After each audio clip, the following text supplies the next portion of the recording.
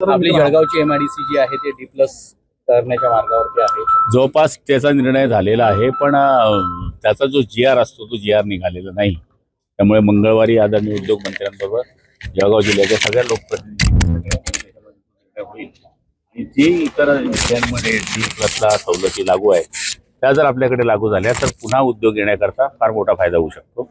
त्यामुळे मंगळवारच्या बैठकीमध्ये तो निर्णय आम्ही करायला लावू. अनेक तरुण जे आहेत ते पुणे मुंबई सारख्या सिटीकडे जात आहेत. लग्न होत नसल्याचं कारण देखील सांगत आहेत. हे उद्योग नाहीत, कामं नाहीत, असं अनेक तक्रारी देखील आहेत. बरेच त्याची कारण आहेत. मनुष्यबळ खूप आहे आपल्याकडे, मनुष्यबळ कमी अशी जे आता आपण पाहिलं असेल की वक्त्यांच्या बोलण्यावरून किंवा अधिकाऱ्यांच्या बोलण्यावरून लक्षात आलं की ज्या पद्धतीचं स्किल ते ट्रेड असले पाहिजे ते आपल्याकडे नसल्यामुळे जे कारखानदारांना ज्या पद्धतीचे ट्रेडची मुलं लागतात ते ट्रेड आणणं आपल्याला गरजेचं आहे. ते जर आणलं आणि मुलांनी त्याच्यामध्ये जर त्या ठिकाणी जो कोर्स घेतला तर बाहेर जाणारे मुलं या ठिकाणी थांबू शकतील.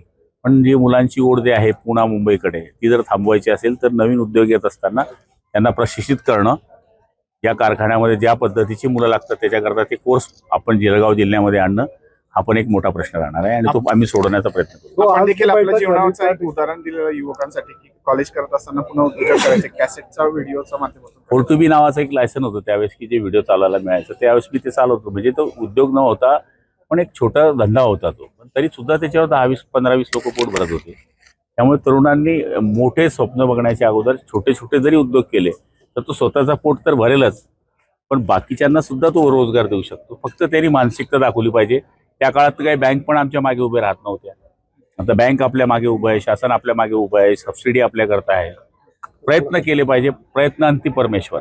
काही लोकांनी जे भाडे करारावर प्लॉट घेतलेले आहेत MIDC मध्ये आणि तेच लोक दुसऱ्यांना भाड्याने देतात, त्या अशी पण काही घटना समोर येतात. ते चुकीचं आहे. असं असेल तर आपण त्याची चौकशी करू.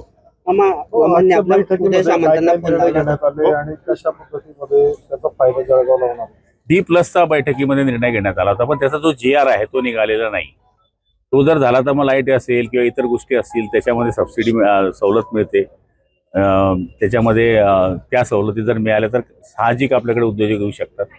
त्यामुळे मागच्या बैठकीमध्ये झालेलं प्रोसिडिंग हे D+चं होतं, पण अजून ते अंमल न झाल्यामुळे या बैठकीमध्ये आम्ही ते अंमल करायला लावू. हो, MIDC जी आहे आपल्या या ठिकाणी मोठ्या प्रमाणात आहे, मात्र या ठिकाणी काही लोकांनी जागा एक्वायर केली. त्या जागा ज्या आहे पुन्हा भाड्या तत्त्वावर देतात. ते आताच यांनी तेच सांगितलं की असं असेल तर चौकशी करायला लावू आणि असं असेल तर त्या जागा MIDCने परत घ्याव्या अशी मागणी करू. राजू मामांनी उदय सामंतांना फोन लावला आपल्यासोबत, मीटिंगची तारीख घेतली, मंगळवार घेतलेलीच आहे ऑलरेडी. सामंतांकडून म्हणजे तुमचा उल्लेख झाला पाठपुराव्याबद्दल म्हणून मामांनी असं नाही राहत. त्यांना वाटलं माझा मोबाईल आणि मीच त्या कार्यक्रमाला म्हणून ते बोलले आणि मी म्हणतो सगळ्यांच्या प्रयत्नामुळे हे झालेलं आहे.